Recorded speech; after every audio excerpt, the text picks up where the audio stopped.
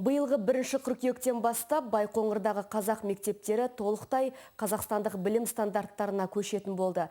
Бұл шешімді бүгін Сенаттың әлеуметтік мәдени даму және ғылым комитеті отырысында білім және ғылым министрінің орынбасары Тақыр Балықбаев мәлім етті. Толығырақ тілші бейне материалында.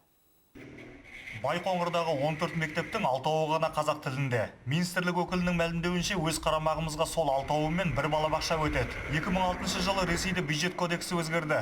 Сөйтіп олар жаңа құжатқа тек өздерінің білім беру стандарттарымен оқитын мектептерді ғана қаржыландыруды енгізді. Ал бізде қазақ мектептеріне бөлетін қаржы болмағандықтан сол шешімге көнуге мәжбүр болдық дейді Тақыр Балықбаев. Сол жаңағы 2007 жылы 1-ші сыныпқа барған балалар қазақ тілінде оқығанмен Ресейдің стандартымен оқыған. Сөйтіп сол балалар қазір мысалы 8-ші сыныпқа бар. 6 мектепте.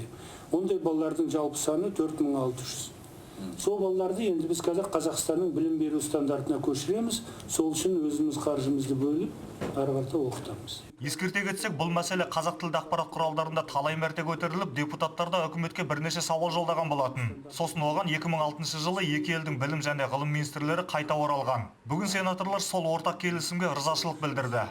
Шынында да тәуелсіз елдің жерінде қақ ортасында тұрған бір қалада біз егерде соларға сол өзіміздің стандартымызда оқитындай жағдай жасап бере алмасақ, және сол стандартта басқа стандартпен оқыған балалардың не Қазақстанның оқуына түсе алмай, не ана жаққа барып білге алмай, сол бір жетім халде жүргені олар біздің тәуелсіздікке кішкене сын болар еді. Сонымен Тақыр Балықбаев бұл келісімді ратификациялау теріс әлеуметтік экономикалық салдарға әкеп соқпайды дейді. Айтуынша оның ережелерінде Қазақстан Конституциясы мен басқа заңдарының және нормативтік құқықтық актілерінің ережелеріне қайшы келетін нормалар жоқ. Еркеғали Болатұлы, Ахмедияр Дулатұлы, Қазақ Ньюс, Астана.